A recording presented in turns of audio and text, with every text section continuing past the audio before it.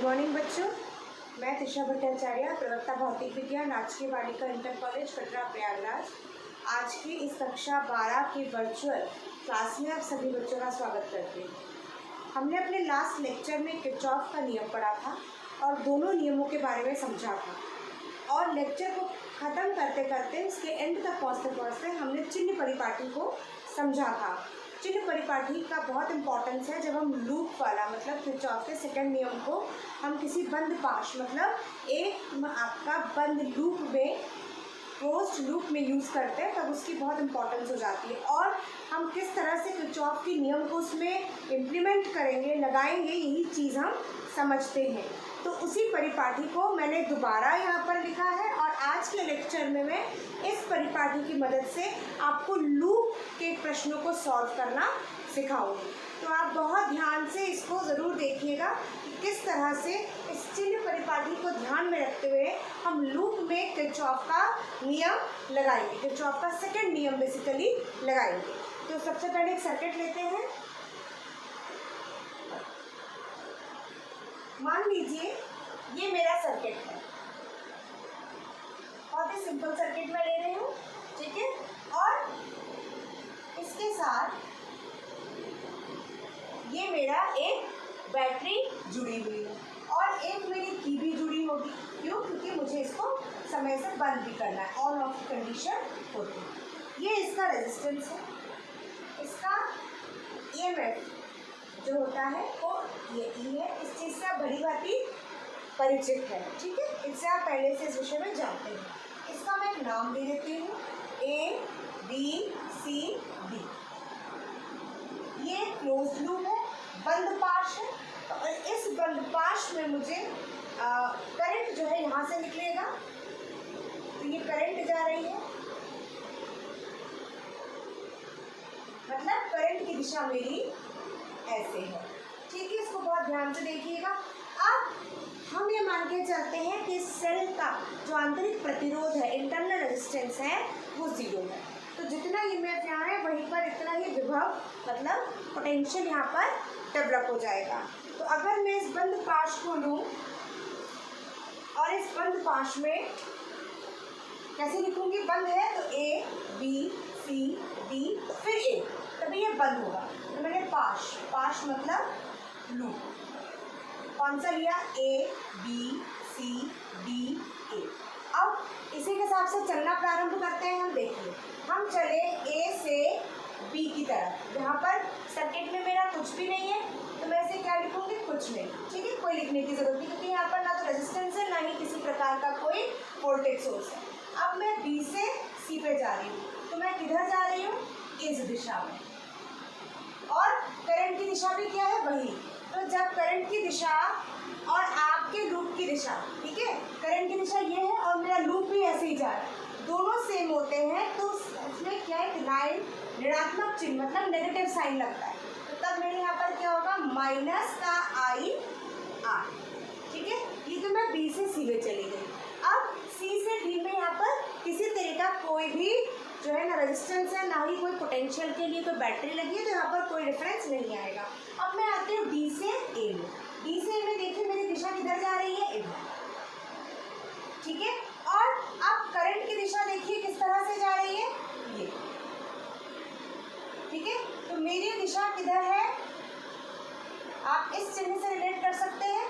मेरी दिशा है इधर और ये जो जा रहा है ये भी इसकी दिशा कैसी है, इधर। अगर ये दोनों इस दिशा में मूव कर रहे हैं तो मेरा ईएमएफ कैसा होगा, मेरा ईएमएफ होगा प्लस का। तो ये क्या हो जाएगा, प्लस का एप्सिलॉन।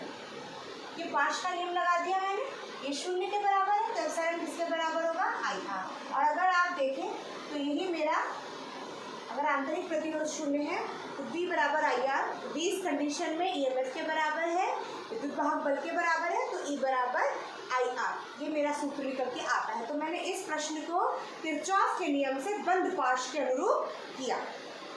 अब मैं थोड़ा सा कॉम्प्लिकेटेड पाश लेती हूँ।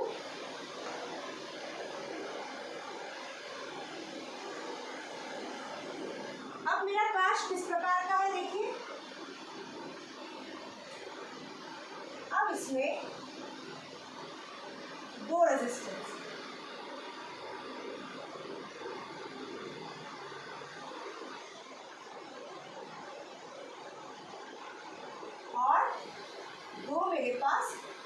सोर्सेज है। ये आई निकला। आपको पता है कि अगर कहीं पर भी सर्किट में ब्रेक डिवीजन नहीं है, ब्रेक नहीं हो रहा, तो आई सब जगह एक जैसा ही रहेगा।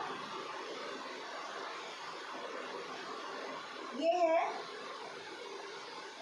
ये प्लस माइनस प्लस माइनस, ठीक है। अब देखिए मेरी करंट की दिशा कैसे है, इस तरह से जा रही है। और लूप का मैं नाम दे रही हूँ P Q R S। तो मेरी करंट किस तरह से बह रही है, आपको लेके चलना पड़ेगा। पास है आपका P मतलब लूप, क्लोज लूप है, P S R Q P, P S R Q P। अब देखिए S से P में कुछ भी नहीं लेके चलेंगे, क्योंकि यहाँ पर हमने कोई भी उपकरण, ना रेजिस्टेंस है ना ही पोटेंशियल है, ठीक है। अब मैं S से R चल रही हूँ, तो मेरी दिशा क्या है, ये, और करंट की दिशा भी इसी में है। जब मेरी दिशा मतलब लूप की दिशा और करंट की दिशा सेम होती है तो IR लगता है। तो इस में क्या लगेगा, माइनस IR1। अब मैं यहाँ इस बिंदु तक पहुँची, इस बिंदु में भी मेरी लूप की दिशा ये है और करंट की दिशा भी यही है। तो इसमें मेरा क्या लगेगा, इसमें मेरा सेम लगेगा, ये हो जाएगा माइनस IR। ये S से R आ जाए, R से Q में जाएंगे तो कोई भी करंट इसमें हमें दिखेगा नहीं। क्यों, क्योंकि ये यहाँ पर कोई भी ना तो रेजिस्टेंस है ना ही कोई पोटेंशियल है, ठीक है। अब मैं यहाँ आ गई, मेरी दिशा ये हो गई, अब मैं इधर जा रही हूँ, ठीक है। और ये मेरी लूप की दिशा हो गई और ये आपका सेल है। तो आप देखिए अगर मेरी लूप की दिशा इधर है और सेल इस तरह से बना है तो ये प्लस में देगा, तो एक होगा E2 और एक होगा E1 इक्वल टू 0। यही आपका पाश का नियम है। अब मैं क्या करूँगी, अगर मैं इसको यहाँ रखूँगी और इन दोनों को धर लेके चली जाऊँगी, रीअरेंज करके लिख रही हूँ, तो ये देखिए ये फिर से मेरा पाश किरचॉफ का नियम लगाकर ये आपका निकल कर आता है। इसमें लूप बनाना इम्पॉर्टेंट है और फिर इस परिपाटी के अनुसार उसमें आप कहाँ प्लस और कहाँ माइनस लगाओगे इसको देखना बहुत ज़रूरी है। नेक्स्ट जो तीसरा मैं लूप लूँगी वो इन तीनों से ज़्यादा कॉम्प्लिकेटेड, मतलब इन दोनों से ज़्यादा कॉम्प्लिकेटेड मेरा तीसरा लूप है। आइए आज हम तीसरा लूप बनाते हैं।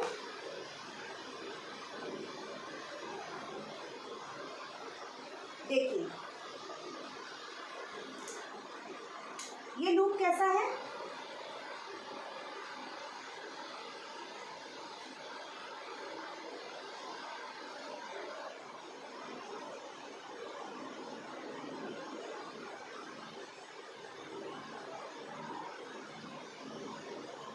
आप देखिए इसमें 3 पार्ट्स हैं। अब मैं इसके नाम देती हूँ A B C D E और आपका F, ठीक है। ये प्लस है ये माइनस है। मान के चलते हैं कि यहाँ से करंट कितना निकल रहा है बच्चों, I1, और यहाँ से I2, ठीक है। ये मेरा रेजिस्टेंस है R1, ये है R2 और ये है R2। ये करंट I1 और I2 इधर आई और इसमें एंटर कर दी, ये I1 प्लस I2 हो गया। ये करंट यहाँ पर भी करंट हो गया I1 प्लस, और यहाँ पर तो है करंट इस रूप में है, ठीक है। और ये जो करंट है I2 आपका इस रूप में, ठीक है। ये जो करंट का डिवीजन है ये भी आपको प्रश्नों में खुद ही करना है। आपको पता है प्लस की जो कन्वेंशन साइन है करंट का, विद्युत का, वो हमेशा प्लस से चलता है, इसलिए मैंने प्लस से लिया। ये भी आया ये भी आया, यहाँ पर कोई EMF का सोर्स नहीं है, कोई भी बैटरी नहीं लगी है, सेल नहीं लगा है, इसीलिए वो इस तरह से हाँ चला है, ठीक है। ये आपको सबसे पहले बनाना पड़ेगा। अब मैं इसमें 3 लूप मुझे नज़र आ रहे हैं। एक लूप है ABCDA, एक है DCFEB और एक है ABFE पर चिन्हित करके पढ़ते हैं। एक लूप है मेरा A B C D E, ठीक है। दूसरा लूप मेरा कौन सा है, देखिए D C F E D, ठीक है। और तीसरा लूप कौन सा है मेरा A B F E A। इन तीनों पे हम पाश का जो नियम है वो नियम लगाएंगे, ठीक है। और ये मेरे पे निर्भर करता है, या मतलब आप जो प्रश्न करोगे उन पे निर्भर करता है बच्चों कि वो किस दिशा में ले। आप स्वतंत्र हैं, ठीक है। जैसे मैं चाहूँ तो मैं A D C D A ये लूप भी मान सकती हूँ। मैं चाहूँ तो A B C D A ये लूप भी मैं ले सकती हूँ। जिस तरह से मैं लूप मानूंगी उसी तरह से चिन्ह परिपाटी को फॉलो करूंगी और उसी हिसाब से मुझे इनके जो है लूप वाले इक्वेशन जो किरचॉफ के नियम इस्तेमाल होते हैं वो मिलेंगे। तो मैं अपना लूप ले रही हूँ इस वक्त A B C D A, ठीक है। तो लिखिए loop A B C D A इस लूप को। सबसे पहले देखिए A B C कैसे चल रहा है, ये ऐसे। तो ये मेरी लूप आ गई। अब सबसे पहले करंट देखिए किधर है, इधर जा रही है, प्लस और उसी दिशा में जा रही है।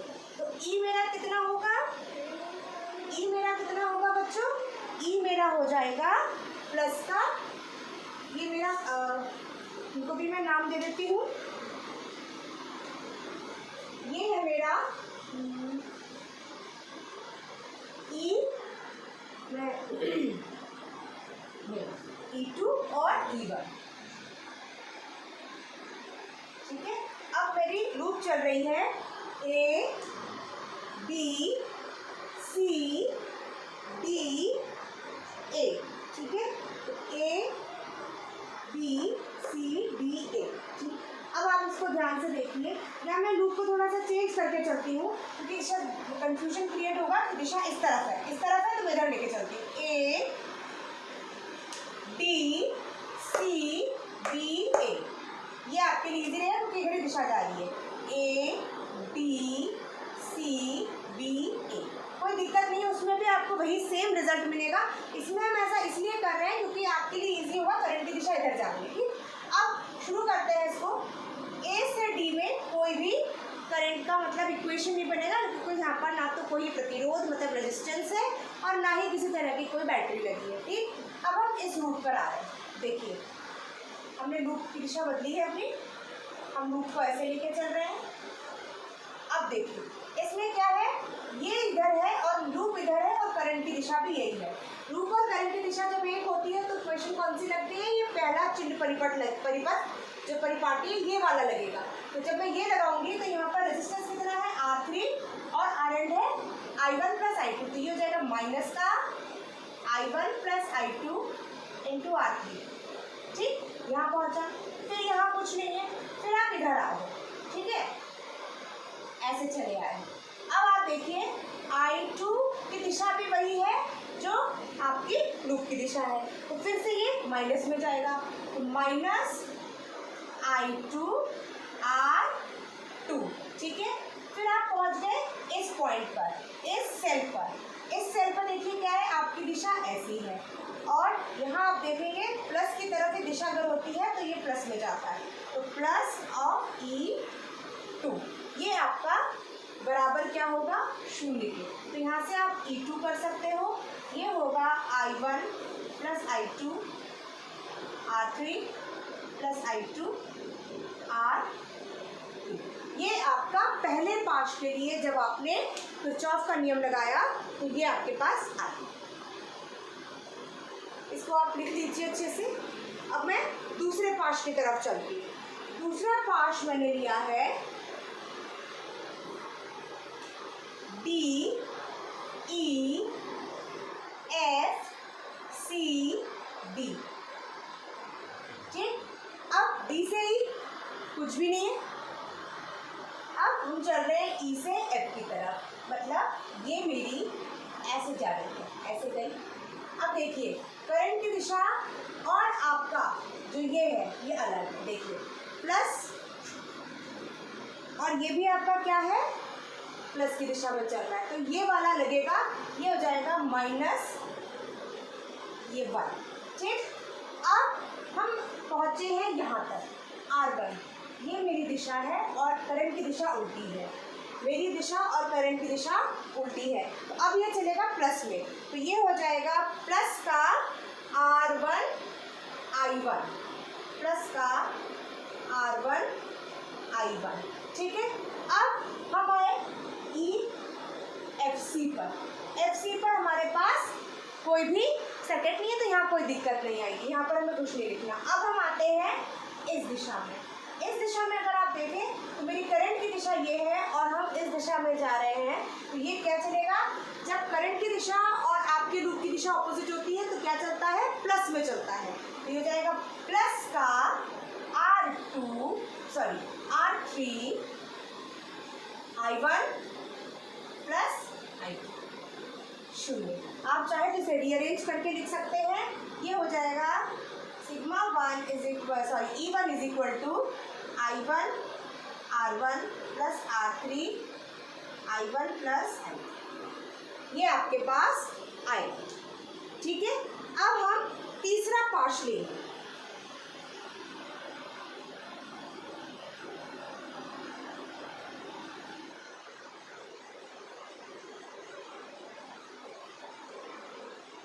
अब हम तीसरे पार्ट की बात करेंगे। मेरा तीसरा पार्ट है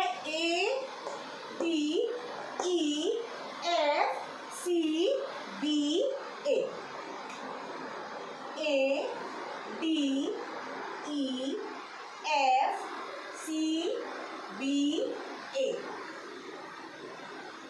अब शुरू करते हैं। A से D कुछ नहीं है, D से E कुछ नहीं है, अब हम पहुंचते हैं E से F, वही दिशा हुई, तो इसमें क्या होगा, मेरा ये मेरी दिशा है और आपकी EMF की दिशा ये है। देखिए ये कंडीशन आई मेरी, ये मेरी बैटरी का प्लस और उसी दिशा में जा रही है, तो ये हमारा चलेगा माइनस में, तो माइनस E1। ठीक है, प्लस, अब हम इसके पास आते हैं, ये दिशा उल्टी हो रही है, तो ये हो जाएगा प्लस का I1 R1। ठीक है, अब हम FC में आए, इसमें कुछ भी नहीं है, C से B में आए, यहाँ भी कुछ नहीं है। अब हम यहाँ आते हैं, यहाँ हमारी दिशा है ऐसी ही, तो ये दिशा और करंट की दिशा सेम है, तो ये माइनस हो जाएगा, तो ये हो जाएगा माइनस का I2 R2। अब बैटरी पे मैं आ गई, बैटरी को आप ध्यान से देखिए, तो प्लस की तरफ मेरा मूवमेंट है, तो ये प्लस में चलेगा, तो ये हो जाएगा प्लस का बराबर 0। अगर आप इसको सॉल्व करोगे तो आप देखोगे कि इसमें ये बीच वाला है नहीं, इससे कोई फर्क नहीं पड़ता, क्योंकि ये तो मेरे ऊपर निर्भर करता है कि मैं कौन से पार्ट को या कौन से लूप को कंसिडर कर रही हूँ। इसको लूँगी इस पर नियम लगेगा, इसको लूँगी उस पर नियम लगेगा, बड़े को लूँगी तो बीच वाला ओमिट हो जाएगा, उससे कोई प्रॉब्लम नहीं है। ठीक है, और अगर आप इन दो को लेकर सॉल्व करोगे तो आप देखोगे आपका आंसर भी यही आएगा। तो ये सिर्फ आपको किस तरह से चिन्ह परिपाटी का इस्तेमाल करना है और उसको लूप में लगाना है, ये हमने सिखाया, और ये बहुत इंपॉर्टेंट है क्योंकि इसके आधार पे आपके न्यूमेरिकल्स भी आएंगे। ठीक है, तो न्यूमेरिकल्स जो है वो हम इस पर बाद में डिस्कस करेंगे जब हमारा चैप्टर क्लोज पे आएगा, लेकिन कल हम इसका इस्तेमाल व्हीटस्टोन ब्रिज के लिए अवश्य करेंगे। आप इसको बहुत ही ध्यान से कीजिएगा, क्योंकि एक बार अगर एक चिन्ह परिपाटी आपको समझ में आ गई तो ये सवाल बहुत आसान हो जाएंगे और आपके बोर्ड में एक प्रश्न इसके आधार पर ज़रूर आएगा। तो इससे रिलेटेड असाइनमेंट भी आपको ग्रुप में दे दिया जाएगा, और साथ ही साथ इस वीडियो को आप बहुत अच्छे से देखिएगा। कोई समस्या आती है तो आप ग्रुप में मुझसे पूछ सकते हैं या कॉल भी कर सकते हैं। धन्यवाद।